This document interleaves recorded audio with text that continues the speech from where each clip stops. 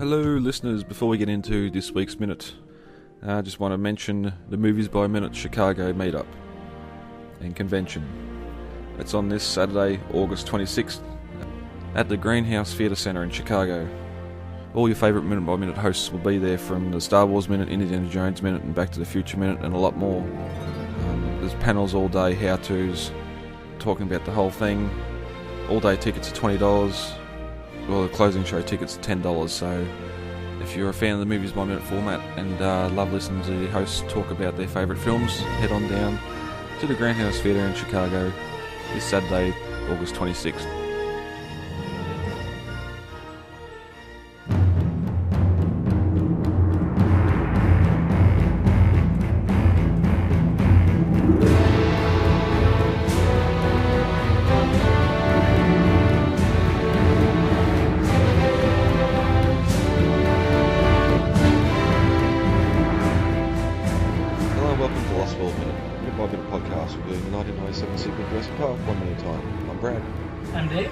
Today we're here to discuss minute 46 of The Lost World. Dave, how you going?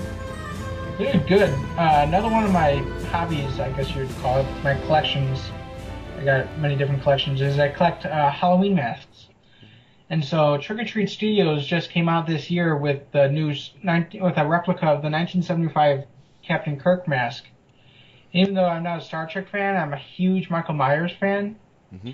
And the 1975 Kirk mask is what was used to create the Michael Myers mask in the 1978 movie. Oh, okay. And so I recently got a replica of that mask. And it looks really, really good. I'm really excited to have it. Oh, nice. Do you have those displayed? I keep them in my closet. I used to keep them next to my bed, but they kind of started to creep me out.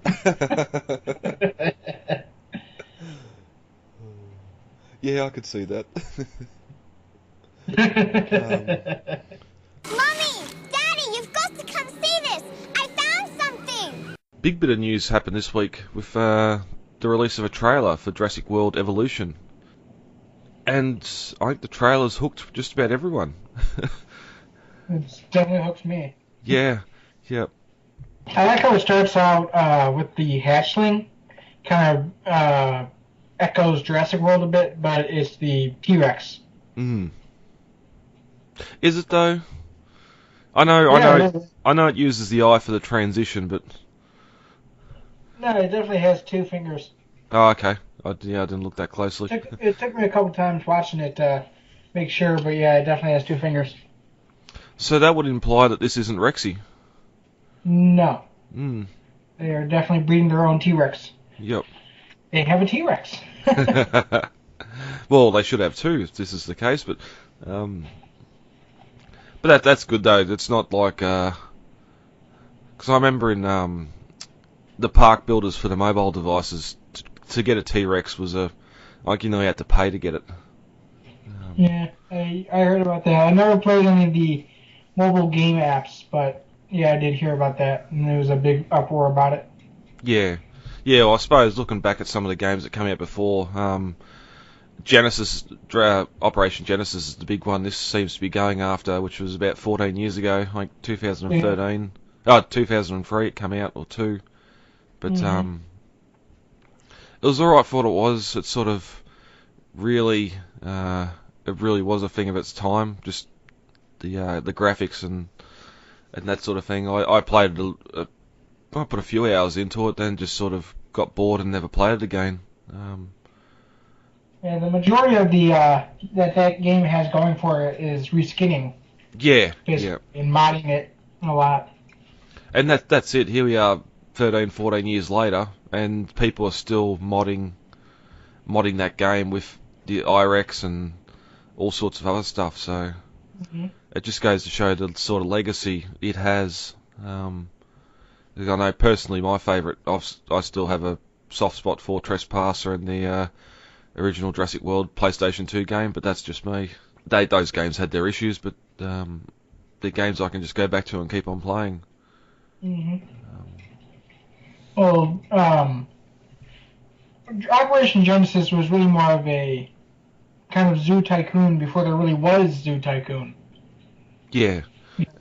Yeah, and I think that's my biggest problem here now going into this trailer, like it's a CG trailer. It's not gameplay whatsoever. The game's still a year away. So like, people need to really remember that, and something. Graphics may not. Yeah, Oh, sorry. yeah. Graphics definitely might change. They might not. It has been a while. I'm sort of in the mindset of like your Sim Cities and your Sim Farm, and as you said, the Railway Tycoon and all that, where it's not the best graphics. It's pretty simple build engine. You get a certain amount of items you can put in your park. But the studio that's doing it, apparently they've just done a Zoo Tycoon type game, and it's pretty good. You can reskin animals, reskin vehicles, sort of like into different colour schemes. Oh, good. Maybe we can be able to do that with this game. Yeah, Put a T-Rex in there. yeah, and other stuff. Yeah, well, that's one of the things. Like, this was a greyish, dull T-Rex we see in the trailer. Yeah, it was grey. It kind of reminded me a bit of how the T-Rex looks on the DVD. And so it also kind of it's a different render from the game that we previously saw that was canceled, that survivalist game. Has it been cancelled though? Because we were waiting for that thing to be announced at E3, and it never come. Sony or someone sold the rights to it to someone else a couple of months ago, and it seemed like the game was going back into production. As far as I know, it's been cancelled. Oh, okay. I haven't heard anything since. The T-Rex render is really good.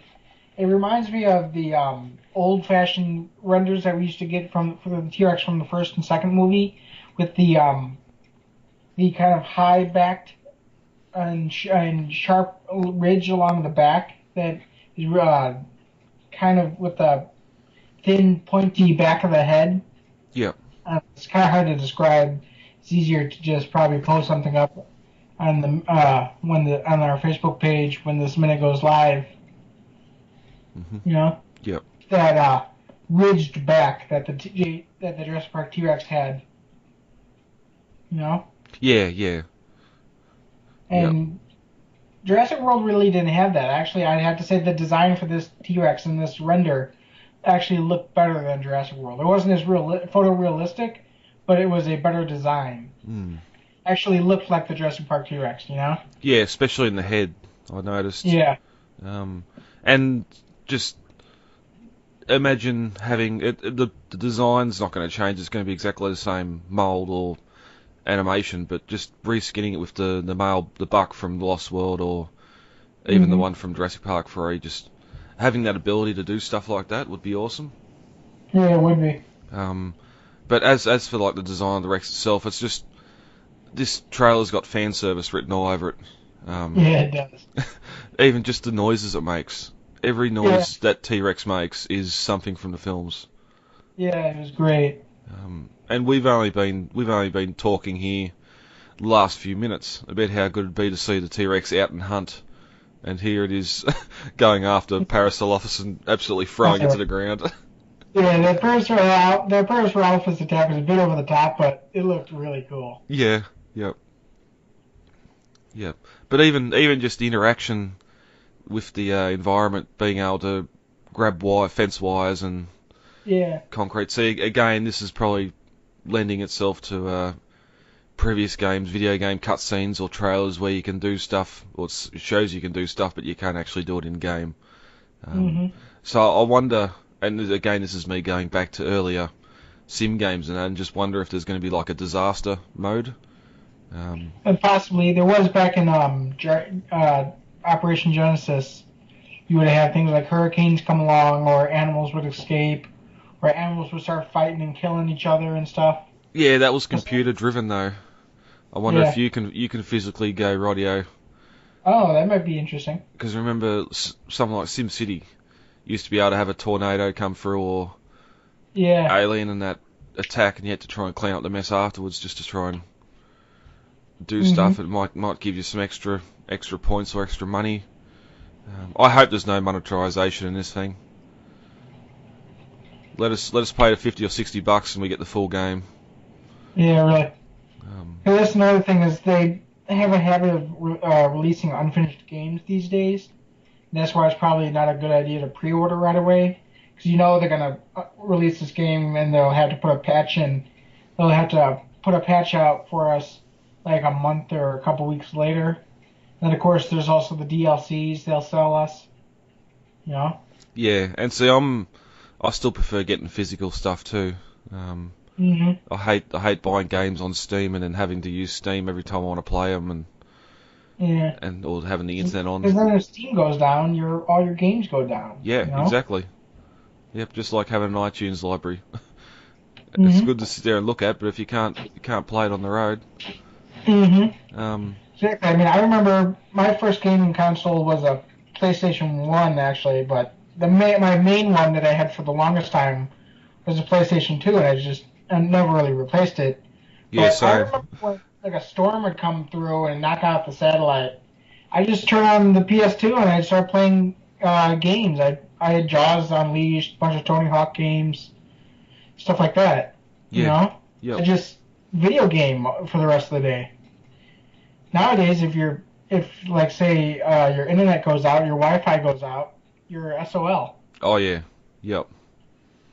Yeah, there's very little you can do on your mobile phone or iPad Mm-hmm. or even game system now. They're all connected to the internet, which is a shame. But hey, that's technology. That's the way things are going. And I'm not a Yeah. gamer, so I can't really complain about it. But Yeah. there's probably benefits there. Mm-hmm. I was just going to talk about the world that looks like it builds here. Oh yeah, yeah, Just you've been able to create your own Jurassic World. yeah. As the trailer shows, sort of your own way. Mm-hmm. You don't have to you're not as limited to how the original park was laid out. Mm-hmm. Um, Looks like you can set up hotels. I noticed the gyrosphere was in there, the monorail. I noticed the T-Rex Kingdom was in there, and I noticed you could set up like your own security points, your own fencing, probably. hmm. You And know? that was one good thing about Genesis, being able to go out in the tour vehicles and sort of tour your own Mm-hmm. park. And the gyrospheres, I hope, has the same sort of function where you can climb in a gyrosphere and go out and take photos. Mm-hmm.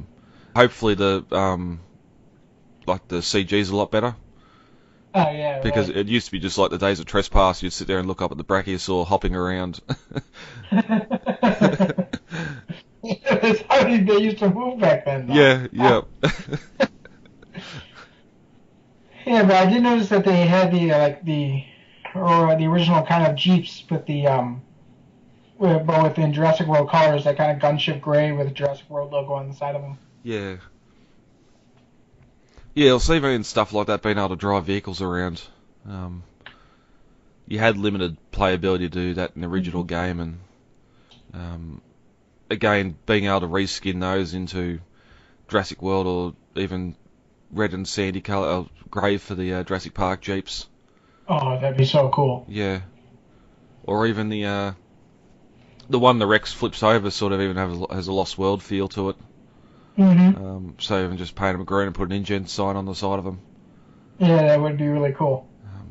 The whole Yeah, I time. noticed that speaking of the Lost World, I noticed that the Parasaurolophus that the T-Rex flips over is in the Lost World color scheme, just like the ones in the movie. Mm, So I thought that was interesting that they kept. That was like one thing they kept from the previous movies was the Parasaurolophus looking exactly like it does in the Lost World. yep. Yeah, and just little things like that. Again. Mm-hmm. I also noticed that there's Brachiosaurus next to the Patasaurus. Yeah. Yeah. Yep. Yep. Brachiosaur's back. Mm-hmm. Yeah, and even like being able to build your own monorail around the islands as well. I know, that would be cool. Again, yeah, I hope you could sit in that and just look out a window as you go over your paddocks. But it's good here too. You can see sort of the herds Mm-hmm. walking. Unlike sort of the park builders where you got one animal in one fenced-in area, you couldn't herd. If you'd done the mods Yep. to Operation Genesis, you could sort of herd Yeah. animals there. But yeah, but it's just I'm not sort of in on today's gaming, but I just found it odd that this was released a year before it's going to come out, the trailer. It's probably a hype building thing, you know? Yeah. Yeah. Well, I've heard sometimes they do this to get pre-order sales started so they can have the money to finish a project. Which, as you're saying before, if you go ahead and pre-order it and they don't have the sales they expect or something, and can't fund the rest of the project, that it might not even come out. Which is upsetting, but the score has the Lost World theme in it as well. Oh, did it? I know. I didn't notice. Yeah, after the T-Rex brings the parasaur down, and you sort of you get that Lost World the Hunt theme, even though it's missing a couple of notes, and then it cuts into that slow Jurassic Park na sound. Yeah, I know. I wasn't really paying much attention to the score, but I did hear that. I was too enthralled by the visuals. Well, even just the comedic parts in that T-Rex escape. Like they're fixing the fence with the animal in it, which is a no-no to start with. You'd think you'd tranquilise it or something. Yeah, and then it comes over, bites the wires. One of the guys on the pole doing work is thrown over into the pen. But the Rex ignores him and sort of smashes through the concrete. And little worker throws his hard hat at the T-Rex and starts to run before he gets eaten. Yeah. You saved his buddy though. Yeah. Saved his buddy up there on the fence. But yeah, it's a great little animation and CG trailer. I just hope it's sort of similar now. Going off what Universal have done in the past, this could just reskin a previous game and sell it. Slap the Jurassic World logo on it and sell it. Malcolm, sell it. But you want to sell it? Yeah, they said in the press release they're sort of 15 years of making these sort of games. This is from the production company. They reckon that they're at a stage now where they can give this game and give the Jurassic Park franchise a game it really deserves. So stuff like that is encouraging. I suppose the big thing for us is the mention of Sauna and the 5 Def Archipelago also being included. Oh yeah, that would be great. What happens, what that's about, if it's just the island maps you can build on. Because it does say research facilities, so I'd love, and this is me fan loving now, if we can get the sauna map, like a proper sauna map with the worker village. Genesis. Yeah. Did we? Not the village or anything like that. Oh, okay. Yeah, but you could build like your own islands and stuff. A lot of people did build Isla Sorna. Oh, okay, yep. But just imagine having a sauna map and having the operations building or the lab or stuff like that you can plonk down to populate your park. I'd certainly love that. I would too. But yeah, the ending was also really spectacular, where the T-Rex is where she's standing on top of the Jeep and roaring out in that same kind of mirrored pose from the first movie. I thought that was a great callback. Yep, standing over the wrecked Jeep, sort of once again. Humans have failed, I'm in charge. Yeah. One slight nitpick though, can we stop using the Maserati corporate helicopter for the Ranger helicopter? Or the ACU helicopter? Like, the only reason it was used in Jurassic World was because ACU had no other air assets on island. Although Hoskins come in that other olive drabbed helicopter, so I don't know what it was doing. But it was an engined helicopter though. This was like a Jurassic World personal helicopter for Maserati. Yeah. And I gotta admit, I don't like the design. It looks too much like a tour group helicopter.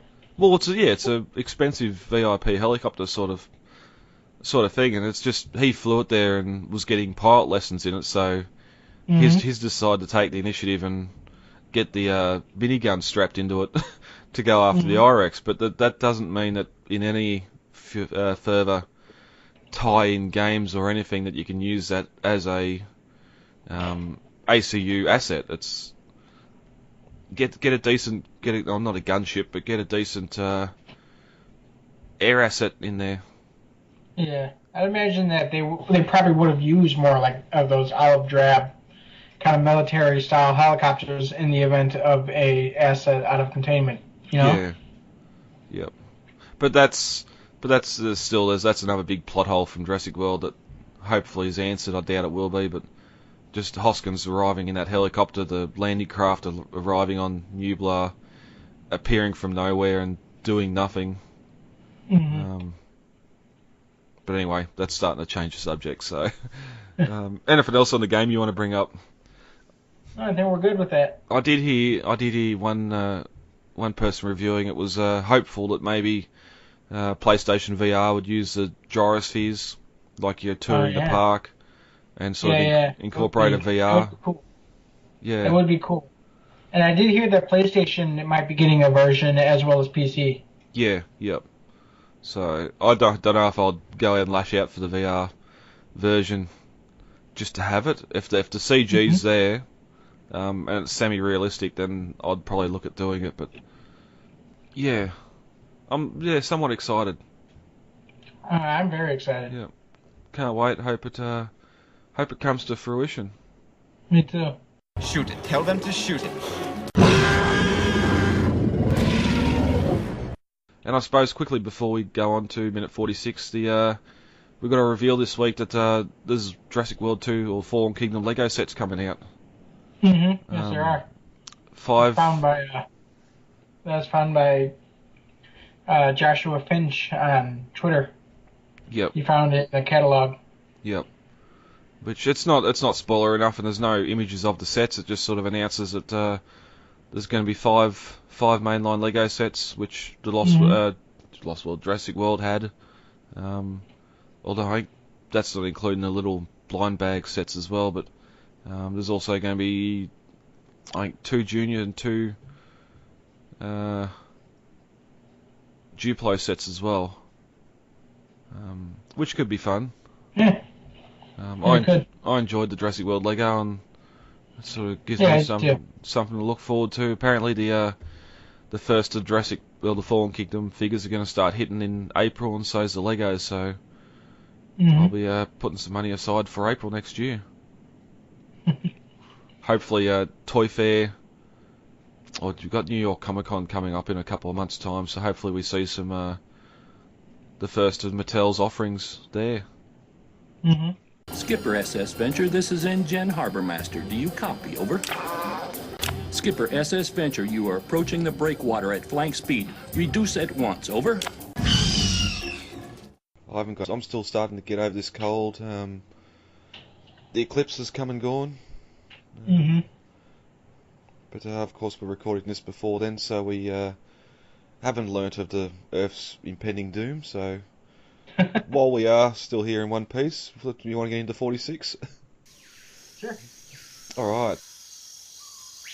As we entered minute 45 to Lost World, Nick had freed the baby T-Rex and was making his escape.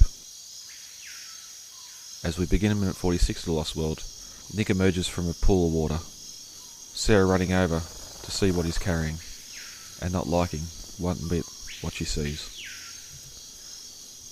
She asks Nick, "Are you out of your mind? Do you have any idea what that thing is?" Nick replies, "She's got a broken leg. Let's get her in the car before they hear us." Sarah replies once again, "Are you out of your mind?" And as she opens the rear door to the M-Class Mercedes, she says, "Oh man, Ian's not going to like this." At 45 minutes and 18 seconds, we cut back to the hunter's camp. Dita's standing in front of the Triceratops cage holding a padlock. Ludlow and Roland come running over as Roland takes the padlock from Dita and inspects it.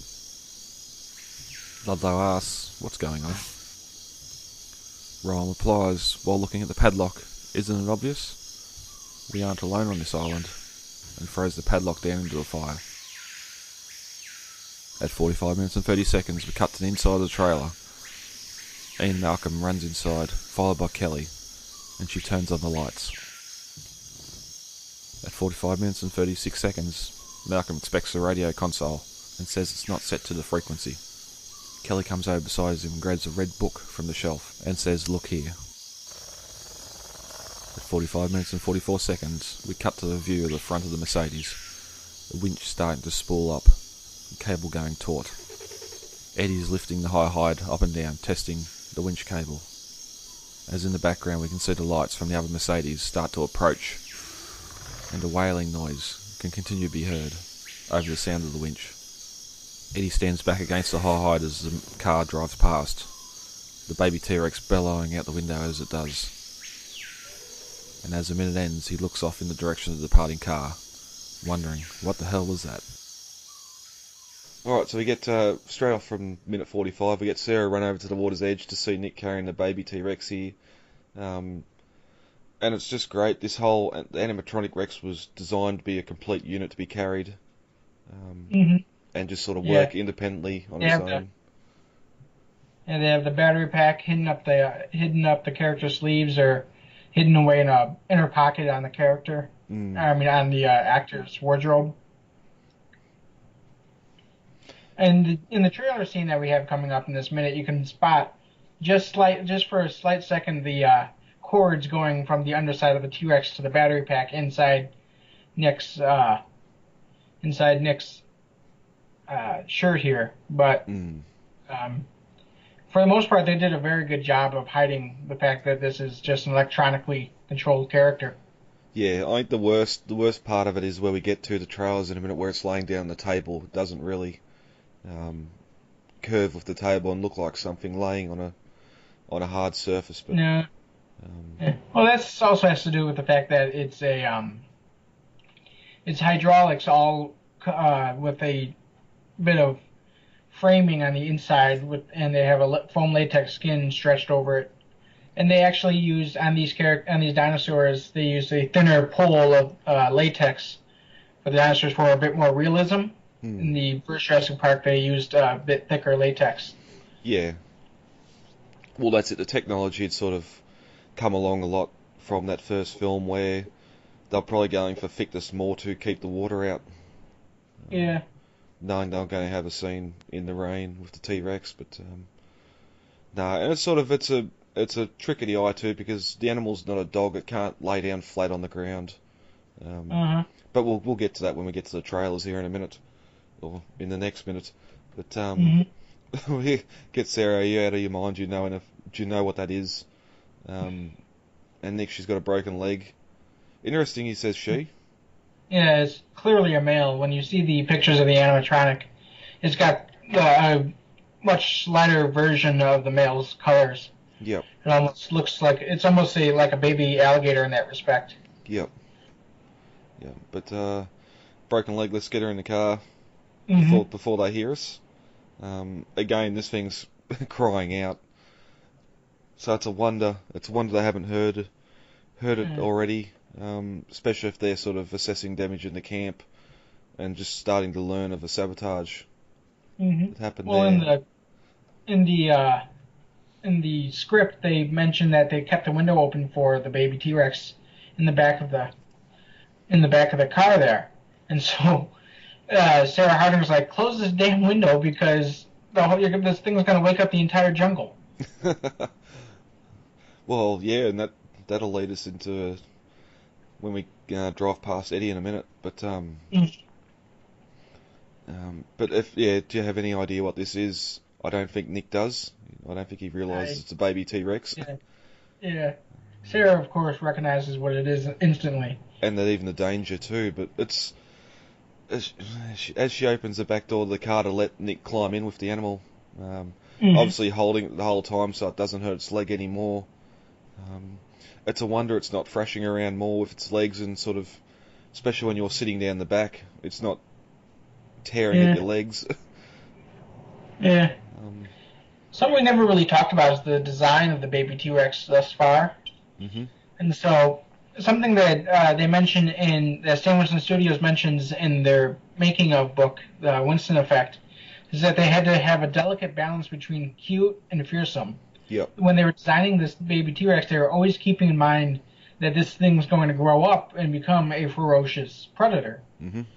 So they do a very good job of blending those cute big baby eyes with the features that you can tell this thing is going to grow up and be a ferocious predator. Yeah, I think the sort of evilness of it comes across when you're seeing the head straight on. Because from the side, as you said, you got those big eyes that sort of give that cutie look. But when you sort of look forward, you can see the teeth line and the sort of the jaw looks like a frown, frown. When it's looking at you like you're prey, you realize. And of course, another thing is that in the past couple of years since this movie's come out, in the past 20 years, we've learned a lot about how baby T-Rexes look. Yep. And so we've actually learned that they have a bit of an elongated snout that is not at all like what it looks like in this baby T-Rex. Mm-hmm. And so that's just, I guess that would just be a sign of the times. Science marches on, but movies do not. Yeah, yep. And you got to sort of give those conceits to older films as time goes on and we learn more. Like you couldn't turn around and say you'll not condemn, but sort of talk down on even Jurassic Park for what they've done with the raptors and that. It's gone, well, that's sort of what they were aiming at. That's the amount of knowledge we had at the day. They've gone. I think it's so interesting how different the dinosaurs looked compared to what we thought they looked 20 years ago, based on this movie. You know. Well, even just the simple having Crash McCreary do all the art, like you sort of even now you can see on some dinosaur toys and stuff that's not official. The older way of drawing dinosaurs, and once Crash come along, just standard dinosaur designs changed a lot. Tails in the air, not dragging on the ground. There's no doubt at all that that Jurassic Park in general has become kind of the definitive view for dinosaurs in the past 25 years, you know? And that's exactly what they were going for. You'd look at any of the behind-the-scenes stuff where you got Jack Horner and that talking about designing the animals and that, and I think it's a quote from one of the documentaries. It says people asked him what did dinosaurs look like, and he says, "Go see Jurassic Park," which is sort of okay. Well, you've made a couple of mutants in here that aren't real dinosaurs. The Dilophosaur for one, but that's fine. Yeah. Well, you also have to consider that quote was said 23 years ago. You know, that was back when when Jurassic Park just came out, and they were doing the behind the scenes making ofs and putting all that footage together and interviewing everybody. And so he said that like 23, 24 years ago. And back then, dinosaurs did look like this. We thought they looked like this, you know? Yeah, and I'm sure it's something he says post each movie coming in. I'm sure he said it here where we start getting the stegosaurs and some of the other animals introduced. And he pretty much guaranteed he would have said it after Jurassic Park 3 where you start to see quills on the raptors. It's just, another thing about Jurassic Park 3 is it's interesting the Spinosaurus has changed so much since we thought that's what it looked like in 2001. That's what Spinosaurus looked like to science. Now we know it has the body of a dachshund and is mostly aquatic. And that's, we've got, I think there was 5 or 6 bones found of it. It's not even a complete skeleton. Like, it's complete guesswork of what it sort of looked like. And they've gone, well, let's do it like this. In the Jurassic canon, you can say, right, it's a hybrid of woos or whatever else, and that's why it looks the way it does. And it's quite easy to accept that animal as it is in the film. Yes, it has a taste for blood and on murderous rampage, but that's the conceit of the film. It's a monster movie. They're on the island, they're getting chased. I'm sort of glad they'd done that with a made-up, or not a made-up animal, with the Spinosaur, and didn't sort of make the Raptors or the T-Rex sort of like that, where we get the T-Rex here sort of just tracking and hunting and chasing people across the island. So It's maybe a little bit more subtle, but complainers are going to complain. There's nothing I can do to say about that.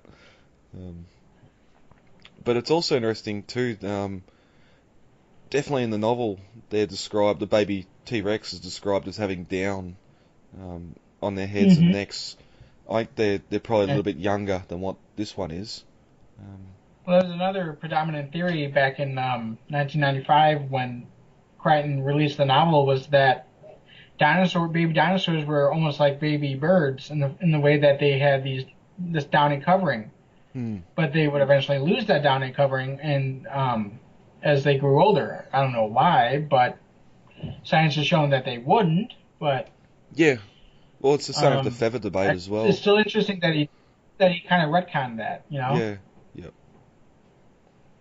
Because when we see the young T-Rex in the first novel, the young T-Rex it's like a miniature version of the adult.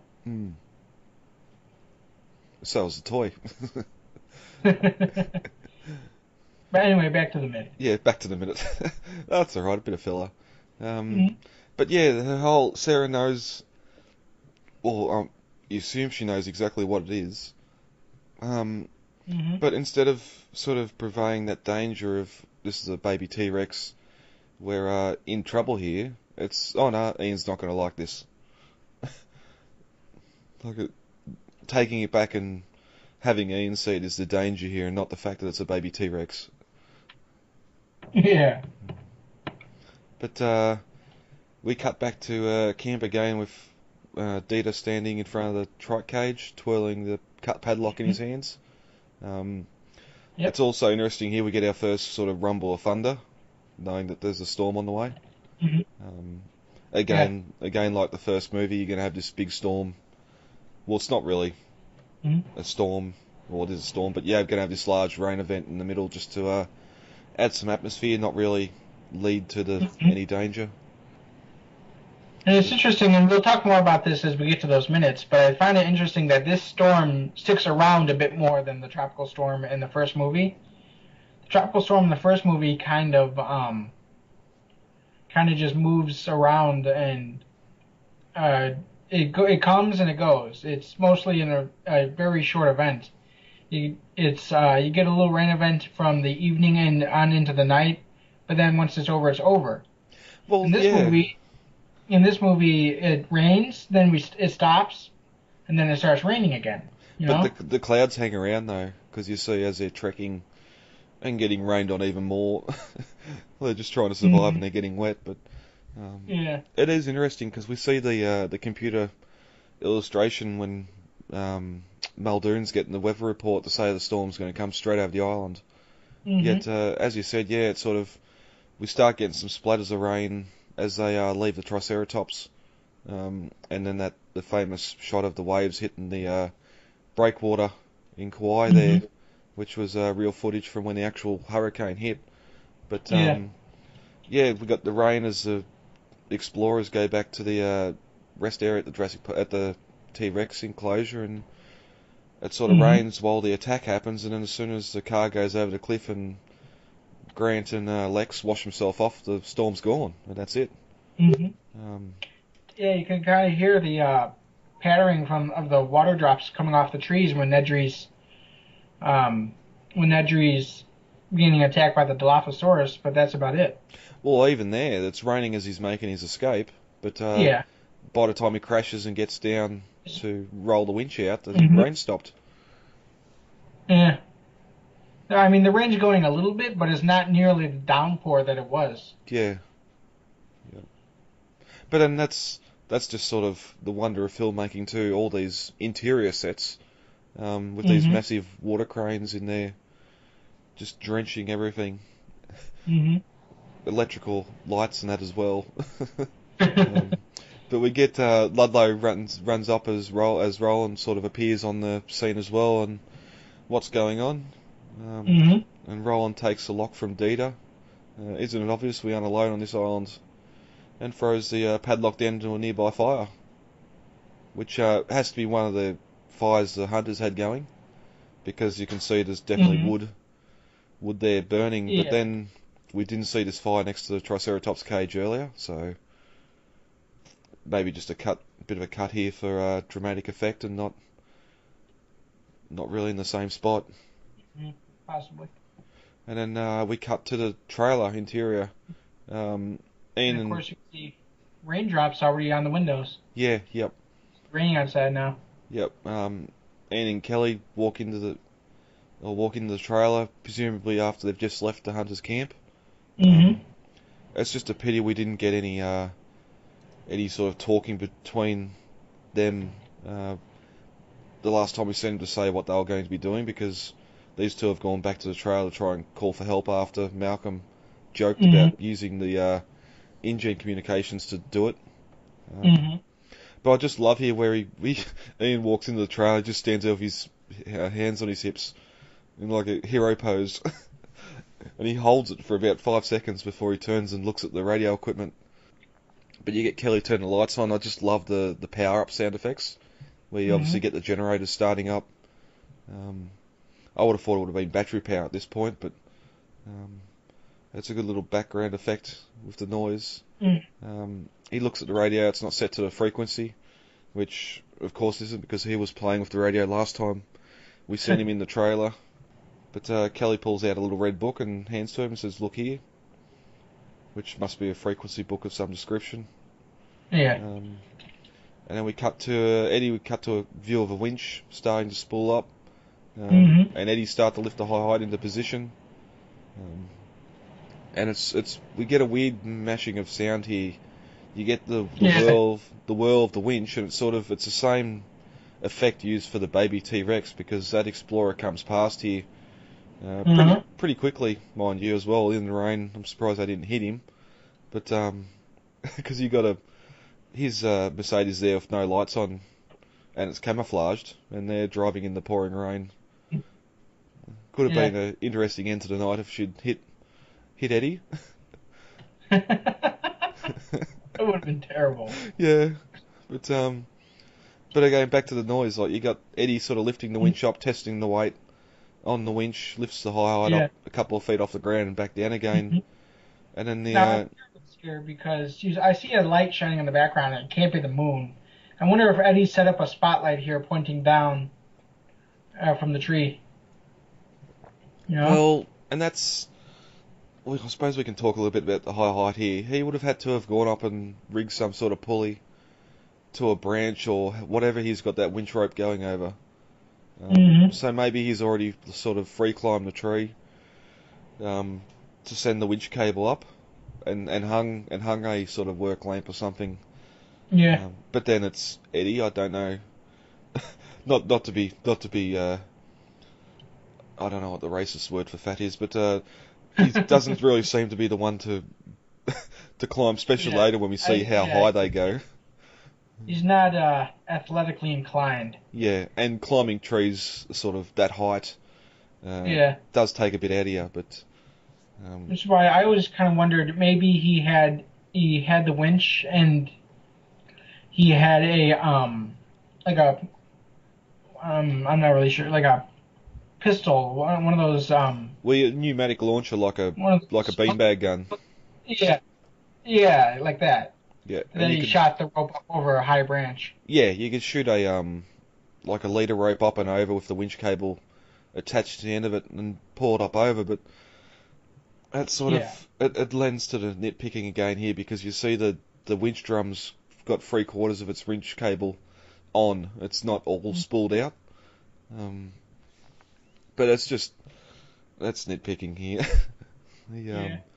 But as the car drives past, you sort of get the baby crying out, and it sort of matches that winch being used. I know, I always thought that was kind of a cool sound mixing that they did there. The way the one sound transforms into the other, you know? Well, you never really know what's what. What's the baby and what's the winch until the car drives past. Also, you can hear the engine of the Explorer as the Mercedes that drives past, so these aren't electric. Although it's more of a whine, isn't it? Yeah. I'm pretty sure it's more of a whine, so it might be electric motor. But it's also clearly driving on a road too. which Yeah, makes well, this going down. scene was filmed on Calsag Road in the Prairie Creek Redwoods. It's Okay. kind of this like we're not off road, but it's like a side road to the main road that cuts through the Prairie Creek Redwoods. That there's a scenic highway that cuts through the redwoods off from the main highway, Yep. and then Calsag Road is like a small little dirt road that cuts off. I didn't even pay any attention. I wasn't even gonna try to find this location because the road unwinds all the way through, and everything can look the same around there. And plus, this is at night, Yeah. so there's not really any distinguishing features. Well, that's where it's interesting that this was a location, not a set, because the road's a lot more enclosed than probably what the road would have been, so it's obviously been set dressed to make it more enclosed. And because it's dark, you can't really see. Not necessarily. Even some of the main roads out there can be very, very tight, and they don't even allow RVs to go on some of them because you will be able to touch the trees passing in your car. Take the roof off. But yeah, I would imagine a small road like Calsag Road to be that tight. Yeah. But then you don't really get a shot of the redwoods here either. And we know later on all the stuff in the High Hide was done on a stage with the reprojection, but yeah, it's just interesting they've used this for a real location. Maybe there is a body of water there somewhere that they used for that previous scene. Possibly. Knowing filmmaking, it's probably somewhere in Hawaii. Might have been. Yeah. It very well could have been. Yeah. But yeah, just we get the M-Class driving down this road here, and again, our only real hint that there's some sort of road there that they drove to the hunters' camp from where they have the RV set up. But yeah, you get Eddie. What the hell was that? As it roaring and driving past. But that's where we end this minute. I suppose one other thing to add, sort of missed from before. I find it highly unlikely those helicopters would have drove past where the Malcolm's team's got the RV set up and not seen it. When we see the helicopters arrive at the island a few minutes ago. Because yes, the trails are camouflaged, but you've still got the glass windows that'll be sending off a reflection, and the solar panels on the roof. And even Hammond spending the money to get this expedition there, and not going through InGen's books, or Ludlow not knowing about it. It just seems a bit odd that the hunters don't know that the other party's going to be already there. But it also adds to the hunters not really keeping an eye on their surroundings. Again, you're on a dinosaur-infested island, and no one's watching the perimeter. Everyone's just relaxed watching the video uplink to the board with Ludlow. Yeah, it's nitpicking, I know. But anyway, Dave, anything more on 46 you want to discuss before we get out of here? No, I think we pretty much covered a lot of it. Yeah, a lot of cutting back and forth, sort of setting up or ending what we had happen with the Hunters Camp, and sort of moving on to the one of the main sequences here with the trailers. So it's going to be a fun couple of minutes to come up. Yep. All right, guys, let's get the hell out of here. Contact details are on the website, thelostworldminute.com. You can email feedback to thelostworldminute@gmail.com, Facebook, The Lost World Minute, Twitter @thelostworldminute, and Instagram, The Lost World Minute. Easy to remember. Yeah, very easy to remember. David, thank you for joining me for this record. Welcome. And we'll be back. I've been Brad. I'm Dave. And we'll talk to you all later. Goodbye. Talk to you later. Bye. It is absolutely imperative that we work with the Costa Rican Department of Biological Preserves to establish a set of rules for the preservation and isolation of that island. These creatures require our absence to survive, not our help. And if we could only step aside and trust in nature, life will find a way.